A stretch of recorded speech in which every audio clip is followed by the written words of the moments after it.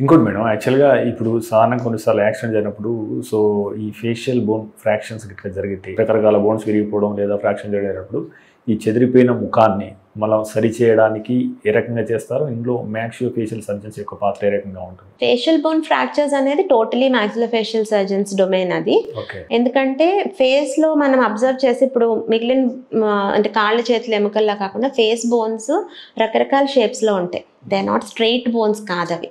So అవి fracture అయినప్పుడు వాటిని రీఅరేంజ్ చేయటం అంటే ఒక డిఫికల్ట్ పజిల్ ని మనం సార్ట్ చేస్తున్నట్టు అనమాట.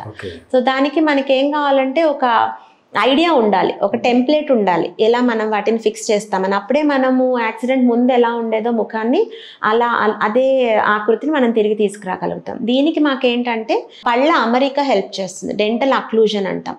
అది పళ్ళు మనకి రోజు అంటే రెగ్యులర్గా మనకు ఒక పొజిషన్లో కలుస్తాయి.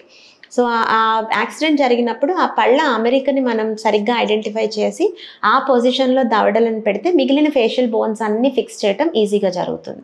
అండ్ ఈ ఫేషియల్ బోన్స్ ఫిక్స్ చేసేటప్పుడు మనం తీసుకునే అప్రోచెస్, ఇన్సిషన్స్ ఉంటాయి కదా, కట్ అనేది సాధ్యమైనంత వరకు ముఖం మీద పెట్టకుండా నోటి లోపల నుండే చాలా వరకు బోన్స్ మనం ఫిక్స్ చేసేయచ్చు.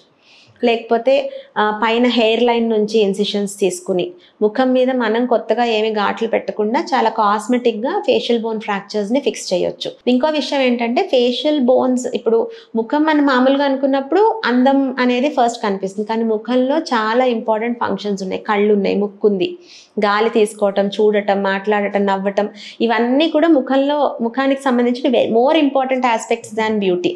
సో మనం ఫేషియల్ బోన్ ఫ్రాక్చర్స్ ఫిక్స్ చేస్తున్నప్పుడు ఈ అన్ని ఫంక్షన్స్ రెస్టోర్ అయ్యేలాగా జాగ్రత్తలు తీసుకోవాలి. ముఖ్యంగా తినటం. సర్జరీ అయిన ఒక 8 అవర్స్కి patient should be able to eat.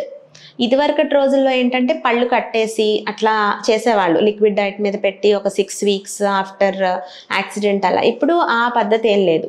చక్కగా విరిగిన బోన్స్ అన్నిటిని కరెక్ట్గా అలైన్ చేసి ప్లేట్స్ అండ్ స్క్రూస్తో ఫిక్స్ చేశాక 8 అవర్స్కి patient should be able to eat normally first.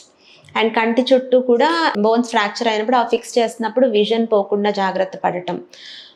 Nose fractures చేస్తున్నప్పుడు దాని షేప్ని మళ్ళీ రెస్టోర్ చేయటం, ఎందుకంటే ముక్కు చాలా బ్యూటీకి అదొక ఇంపార్టెంట్ పాయింట్ కదా. సో ఇవన్నీ దృష్టిలో పెట్టుకుని ఫేషియల్ బోన్ ఫ్రాక్చర్స్ని ట్రీట్ చేయాల్సి ఉంటుంది. మీరు తీసుకునే అదే మందులు, అదే నాణ్యమైన మందులు, కానీ సగం ధరకే. అవును, మెడ్ ప్లస్ బ్రాండ్స్ పై 50 to 80% తగ్గింపు.